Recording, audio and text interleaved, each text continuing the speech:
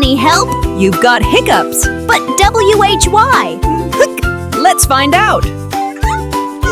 They come suddenly. Yes, and they're hard to stop. So what causes them? It's inside your body. Inside? Where? In a muscle called the diaphragm. What does it do? It helps you breathe. So why hiccups? When the diaphragm suddenly jerks, air rushes it in. And that makes the hic sound? Exactly. How do I stop them? Try holding your breath or drinking water. Let me try. Yay! It stopped! Science solved it again. I told you that holding your breath would work eventually. What causes hiccups? Is it a diaphragm jerk, water, or just air? I think I know. Comment A, B, or C below. Sir? 3, 2, 1, here it is!